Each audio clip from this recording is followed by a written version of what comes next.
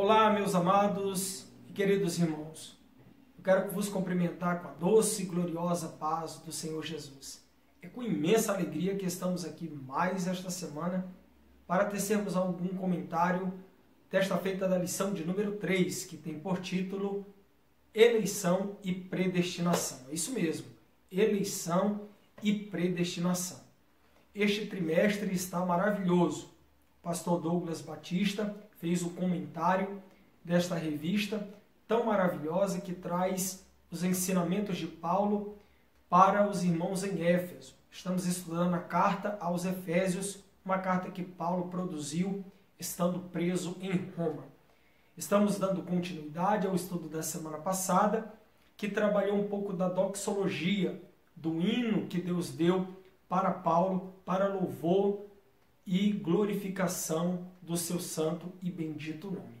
Eu quero te convidar a você se inscrever em nosso canal, você que não é inscrito, ativar o sininho das notificações, para toda semana você estar recebendo estes comentários, subsídios, um pouco dessa complementariedade, teológica da Palavra de Deus a partir das revistas da Escola Bíblica Dominical. A Igreja Evangélica Assembleia de Deus em todo o Brasil, juntamente com a Casa Publicadora das Assembleias de Deus, todo trimestre tem uma lição maravilhosa. Você que não é aluno, venha fazer parte dessa escola que não tem férias. A despeito do nosso confinamento, do nosso isolamento social, nós não deixamos de pregar o Evangelho.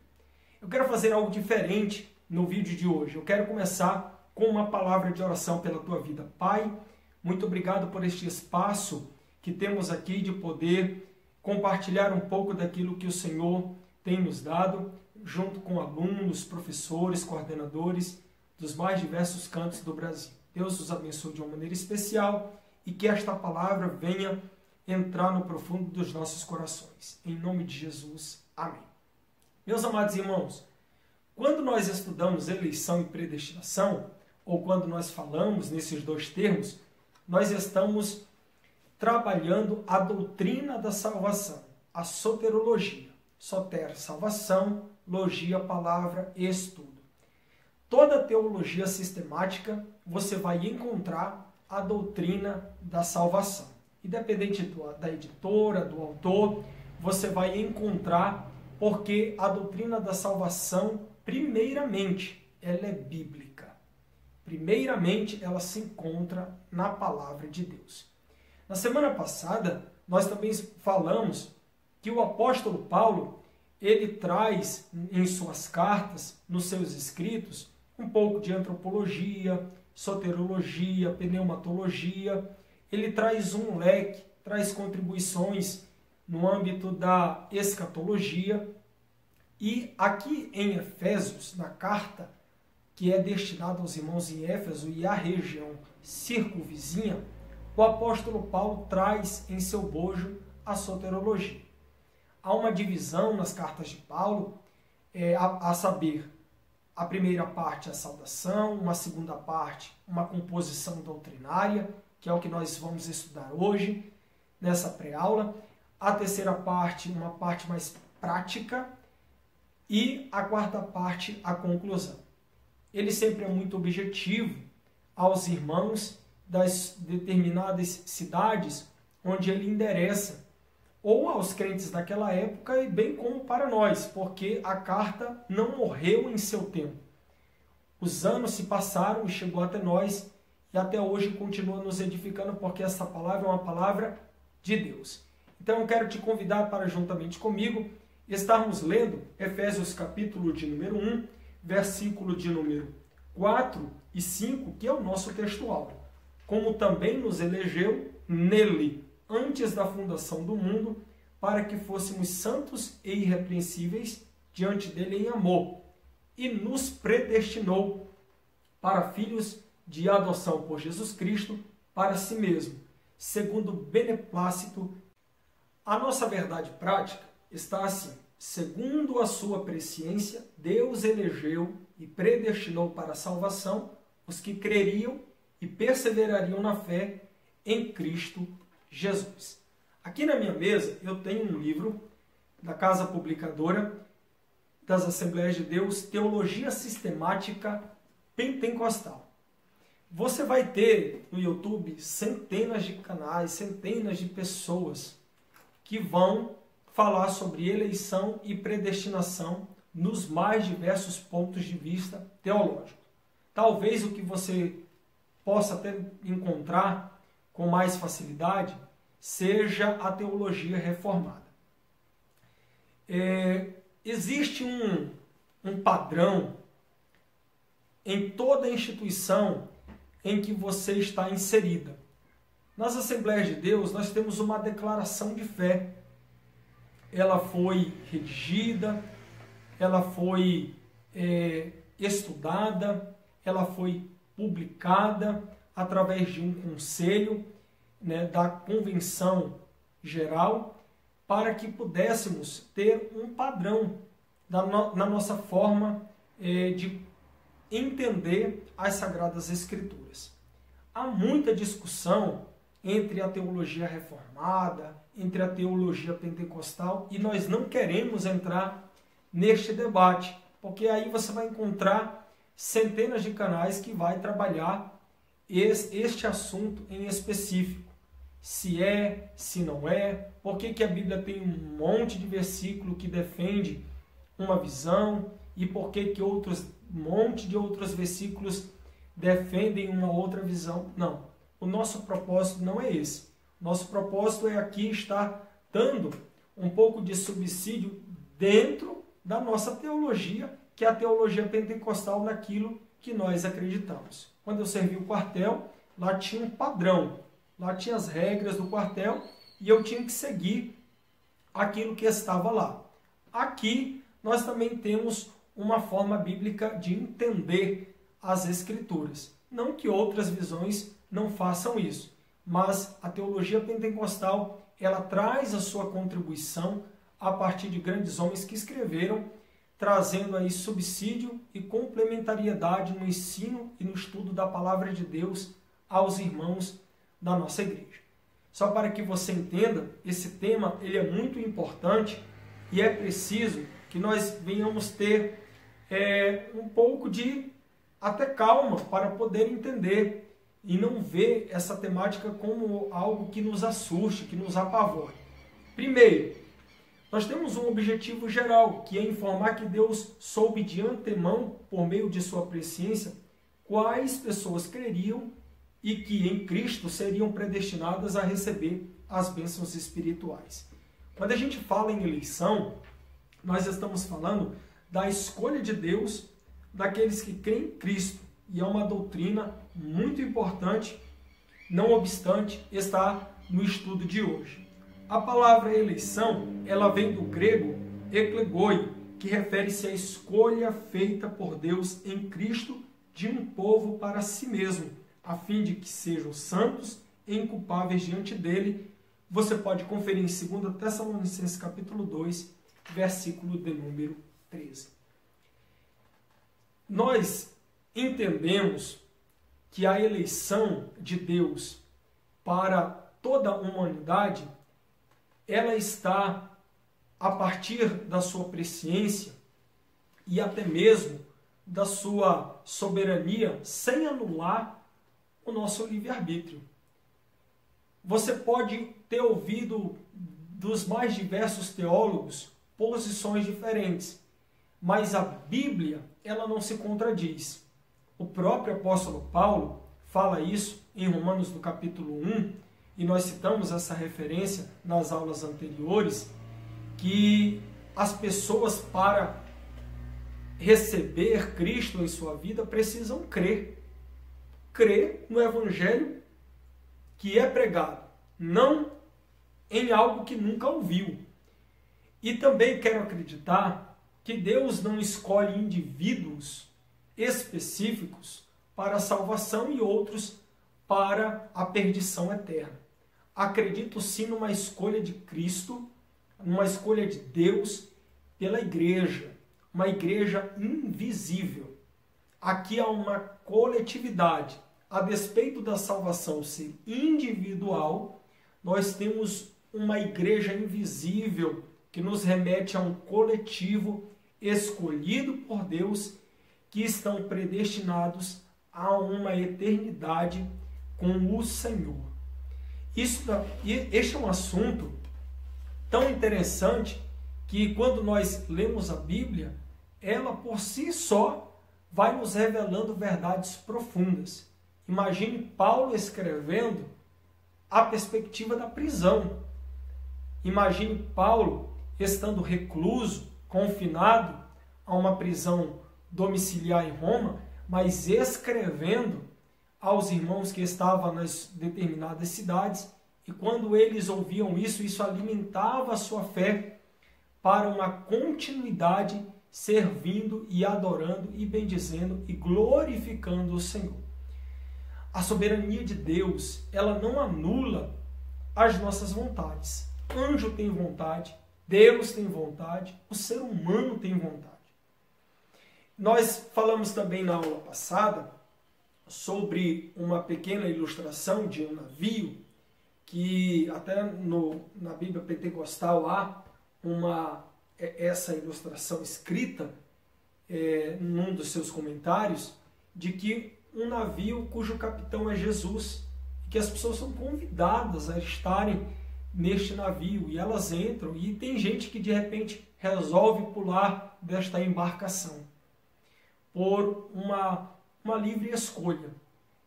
E de repente aqueles que ficam estão predestinados a ir numa viagem para o céu. Talvez a grande problemática e a complexidade se dá não só aqui ou imediatamente nesse assunto de quem é predestinado e quem não é. Na verdade, a complexidade ela se origina a partir de questionamentos filosóficos onde a pessoa pressupõe a seguinte questão: se Deus é bom e tudo é perfeito e tudo ele faz, de onde vem o mal? Qual é a origem do mal? A grande questão talvez seja essa, porque a Bíblia está nos afirmando que Deus nos escolheu. Nos escolheu antes da fundação do mundo, nele, em Cristo. E acredito que essa escolha, volto a falar, que é pela igreja, uma igreja invisível, a noiva do Cordeiro, que um dia se encontrará com o Senhor para toda uma eternidade. A eleição e a predestinação, elas são termos importantes na compreensão dessa doutrina da salvação. Não pode haver aqui um desespero teológico, um desespero até bíblico. Só para que você tenha ideia, esse segundo termo, predestinação, vem do grego prorizo, que significa decidir de antemão, que se aplica aos propósitos de Deus, inclusos na eleição. Se a eleição é a escolha de Deus em Cristo de um povo para si, ou seja, a igreja verdadeira, a predestinação abrange o que acontecerá a este povo.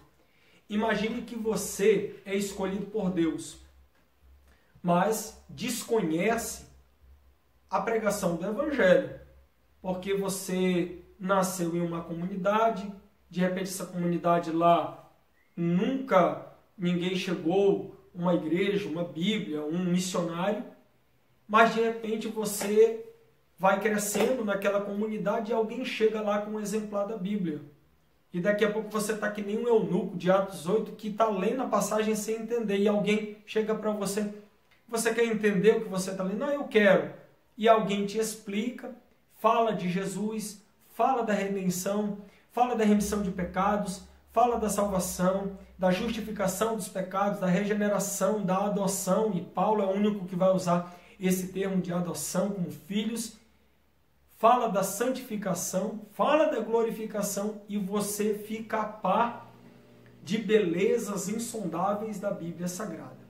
Semana passada também estudamos a respeito destas bênçãos, de que o Espírito Santo tem o selo como marca de garantia, como marca de propriedade, melhor dizendo, e o penhor como a garantia que nos é dada.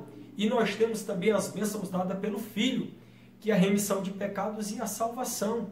E nós temos aqui as bênçãos de Deus dada pelo próprio Deus Pai dentro de uma eleição e de uma predestinação. Então são assuntos que, se nós for nos debruçar exegeticamente, hermeneuticamente, nós vamos fazer muitos questionamentos.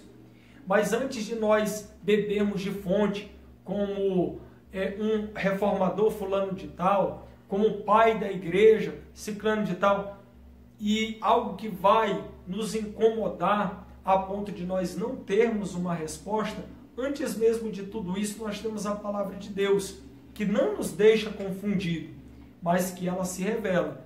João 8,32, e conhecereis a verdade, e a verdade vos libertará. Quantas pessoas aprenderam a ler? Eu conheci uma irmã que aprendeu a ler com a Bíblia Sagrada, lá no Baixo Madeira, no estado de Rondônia, né? Uma irmã de uma localidade aprendeu a ler, né? A partir das Escrituras Sagradas.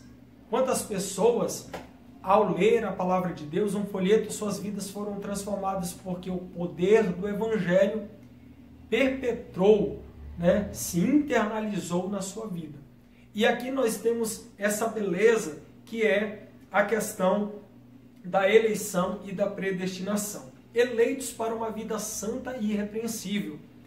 Nós já falamos de que os eleitos, para estarem com Deus, que fazem parte dessa igreja invisível, não são pessoas que, uma vez eleita, pode se dar ao luxo de fazer o que quiser, como que numa libertinagem total. Não. Falar em total, o homem já vem de uma depravação, de um caimento, né, da presença de Deus lá no Éden.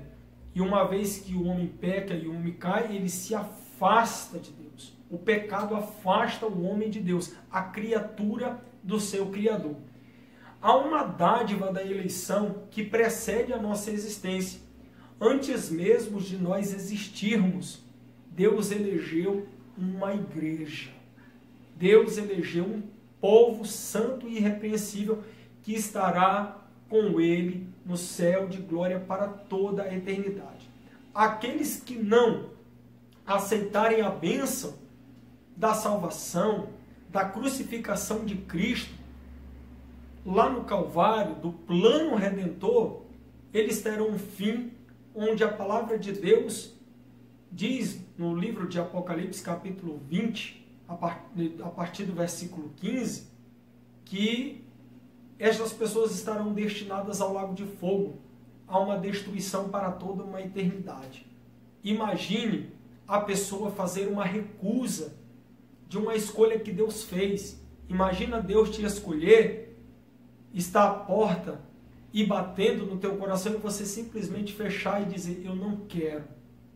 Isso não é para mim. Evangelista Mel, que eu ainda não consegui compreender. Eu vou retomar o pensamento do começo. A ideia aqui não é, de repente, falar sobre a teologia reformada, sobre os 5 pontos do calvinismo. Não. Nós, da Igreja Evangélica Assembleia de Deus, temos uma declaração de fé. E nessa declaração de fé, a nossa teologia pentecostal, ela defende este ponto que nós acabamos de ler.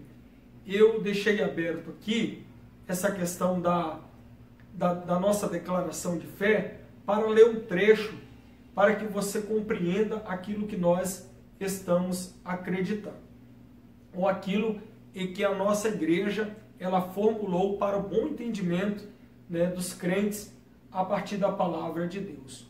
Um dia todos os seres humanos eles vão comparecer diante do Senhor e Criador de todas as coisas.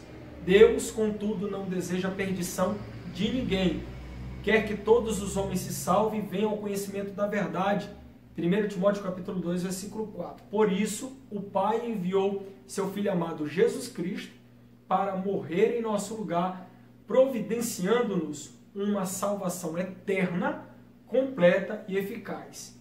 O Evangelho completa todos e a ninguém exclui, porque a graça de Deus se é manifestado trazendo salvação a todos os homens. Tito 2,11.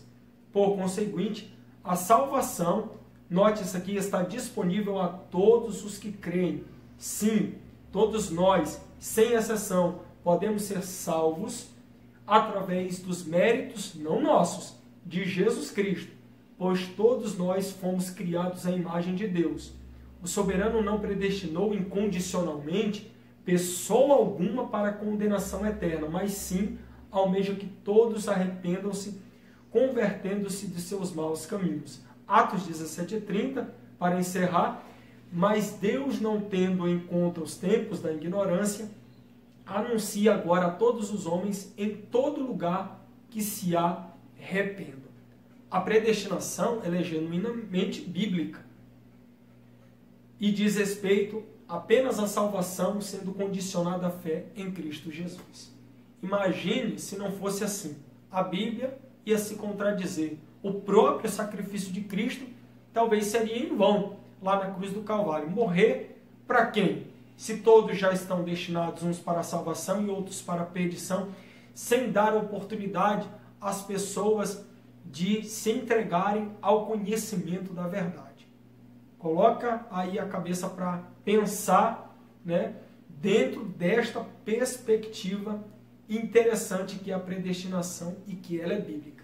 Como eu disse, não precisamos fazer nenhuma tempestade, nem copo d'água, ficar desesperados e dizer, não consigo entender o que será de mim. A igreja está predestinada a morar com o Senhor no céu de glória. Você é a igreja? Você é a igreja? Você aceitou a Jesus? Você entregou a sua vida ao Senhor Jesus? Então, fique tranquilo. Você conhece pessoas que não aceitaram a Jesus, não se entregaram ao conhecimento da verdade? Pregue o evangelho a essas pessoas. Jesus Cristo disse em Marcos 16:15, ide por todo mundo pregar o evangelho a toda criatura. Aquele que crê será batizado, o que não crê será condenado. E estes sinais seguirão os que crerem em meu nome. Expulsarão demônios, falarão em novas línguas, pode até beber alguma coisa mortífera e não lhe fará mal algum. Mateus capítulo 28, versículo 18, a Bíblia está afirmando que Jesus falou aos seus discípulos, ide e fazei discípulos de todas as nações. Ora, a eleição está aí, em que nós pregamos o evangelho, alguém aceita, e estes escolhidos compõem a igreja, uma igreja invisível, uma igreja que não é o templo, as pedras, o tijolo, mas uma igreja invisível, a noiva do Cordeiro que está se ataviando, preparando para o grande casamento com Jesus Cristo. Essa eleição divina, ela traz essa ideia de escolha, e Paulo menciona 3 aspectos, e há 3 perguntas aqui: em que fomos escolhidos? Em Jesus, até porque essa eleição ela é cristocêntrica. Em que tempo se deu essa escolha? O tempo é dito como antes da fundação do mundo. E uma terceira pergunta, qual a finalidade? Para que fôssemos santos e irrepreensíveis. A igreja verdadeira, guarde isso em seu coração, ela é uma igreja santa e irrepreensível. Um outro ponto também muito interessante são as condições da eleição. E nós temos aqui, ela ensina que a eleição para a salvação em Cristo é oferecida a todos. O texto áureo da Bíblia Sagrada, João capítulo 3, versículo 16, que comumente nós costumamos falar, porque Deus amou o mundo de uma tal maneira que deu o seu Filho unigênito para que todo aquele que nele crê não pereça, mas tenha vida eterna. Se já existissem pessoas determinadas, indivíduos isoladamente determinados para ir ao inferno, nós não precisaríamos estar pregando este versículo, porque este versículo fala para aqueles que creem. Há uma chance, há aqui uma esperança. Sabe, para quem não tem esperança, quem não tem esperança mais, é Lúcifer que se transformou em Satanás e a terça parte dos anjos que caíram com ele. Aí não há mais salvação. Aí não há mais essa ideia de um universalismo barato. Não. Mas para nós, e principalmente agora, esta geração que vive o tempo da graça, essa graça, ela vem de cima para baixo. É uma irresistível graça, onde Deus se achega ao homem, lhe dando a oportunidade para ele crer em seu Filho, crer no sacrifício que foi feito no Calvário. Isso aqui é muito importante e você deve levar em consideração isso. Mais do que acreditar no reformador A, no pai da igreja B, como eu já disse aqui, mais do que entender cegamente determinada doutrina, mais do que você ficar em cima, né, de algo que vem numa discussão de mais de 2000 anos que não chega a lugar nenhum, acredite na Bíblia. Nós teológicos, eles dificilmente serão desatados. Quer ver uma coisa? Há um mistério na Trindade. A Bíblia Sagrada, de Gênesis a Apocalipse, você não vai ver o termo Trindade. Você vai ver um Deus subsistido em 3 pessoas, que tem os seus papéis feitos de maneira diferentes. Os seus papéis desenvolvidos de maneira diferente. Deus Pai, Deus Filho, Deus Espírito Santo, mas um só Deus subsistido em 3 pessoas. Na soma de Deus, 1 mais 1 mais 1 é 1. Na nossa soma racional aqui, 1 mais 1 mais 1 dá 3. Mas na soma de Deus, 1 mais 1 mais 1 é 1. Há um só Deus. E há um só Espírito, há um só batismo. E nós precisamos entender isso. Falando em racionalidade, a teologia é uma tentativa de compreender o incompreensível. É impossível você entender Deus. Você não tem condições de colocar ele num tubo de ensaio e dizer assim, agora eu te entendo, agora eu vou te categorizar, agora eu consigo entender pelo viés linear, cartesiano, métrico, assimétrico, teórico, exegético, dedutivo, indutivo, filosófico, psicológico, sociológico, antropológico. Essa discussão, ela não vai chegar a lugar nenhum. Essa discussão, ela vai cair no campo da lateralidade. Ninguém vai conseguir chegar a um denominador. A bem da verdade que quem vai se valer muito disso são as academias. Não as academias de malhação, a academia de universidades que produzem conhecimento a partir dos seus alunos. Alguém vai formular uma tese, outro alguém uma antítese e um outro alguém uma síntese. Vai tentar puxar de um antinômio, de 2 verdades, puxar uma terceira ou um terceiro tipo de pensamento. Para que você compreenda, Jacob Arminius trabalhou a sua teoria e o próprio pastor Ezequias Soares, da igreja de Jundiaí, que compõe, né, a mesa diretora das Assembleias de Deus no Brasil, ele disse que antes de alguém falar, eu sou Armínio, eu sou Calvino, eu sou fulano de tal, nós precisamos ser bíblicos. E ele tem razão nisso, porque o desenvolvimento do pensamento teológico ele é muito variado, muito sortido.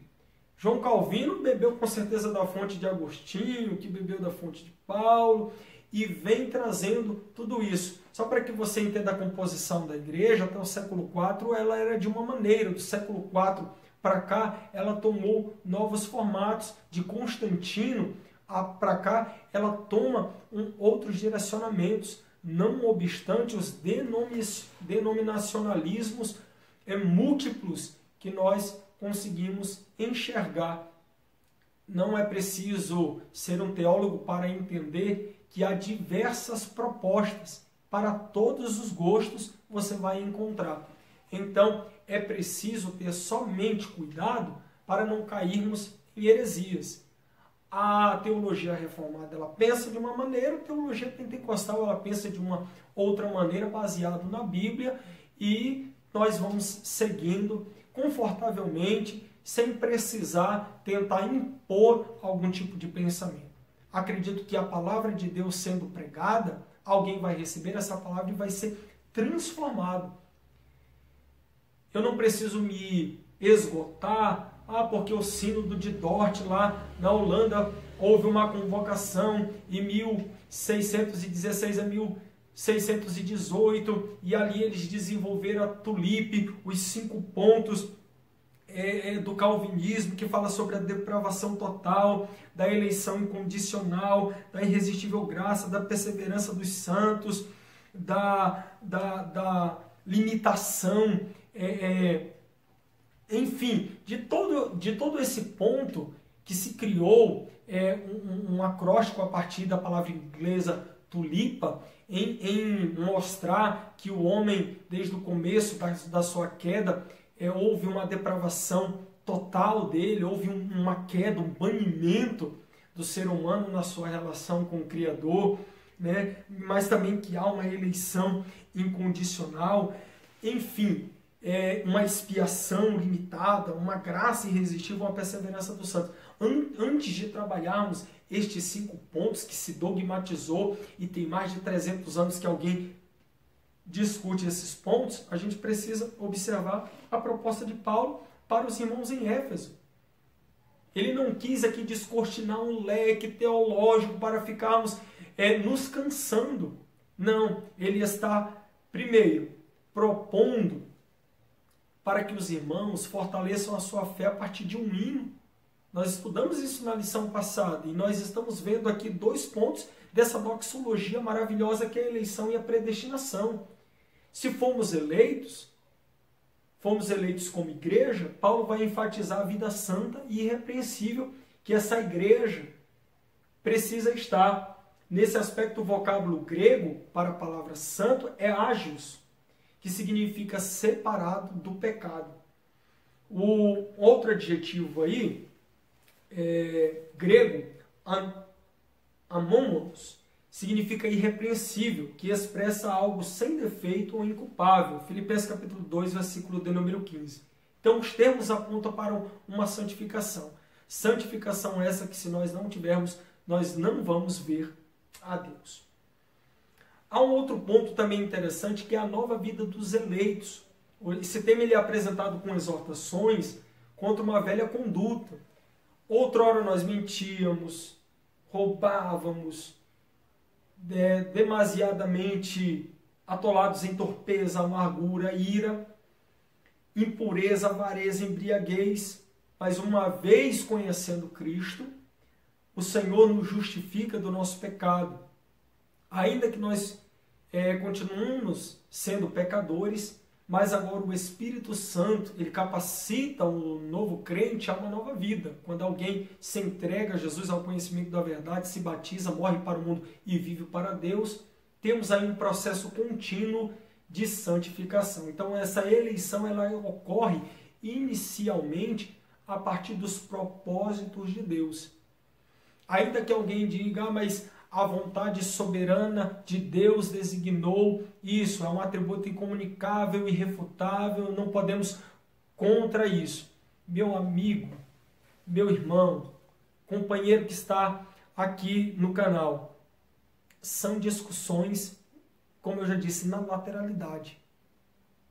Independente da soberania de Deus, da própria presciência de Deus, há uma verdade aqui. Há um sacrifício de Cristo. Há um sacrifício de Cristo para redimir a todos quantos receberem esta palavra. Há um sacrifício de Cristo não interessado a um grupo de pessoas e tão somente só e os outros descartados para o lago de fogo para toda uma eternidade. Em absoluto, não. Há uma salvação, há um Cristo que foi pendurado no madeiro há mais de 2000 anos atrás, no propósito de fortalecer a você que é crente, a nós que somos igreja do Senhor, a perseverar até o fim para sermos salvos. Se você quiser encontrar uma enxurrada de versículos na Bíblia Sagrada que vai defender teologia A, B, C e D, você vai encontrar. A Bíblia é a mãe de todas as heresias.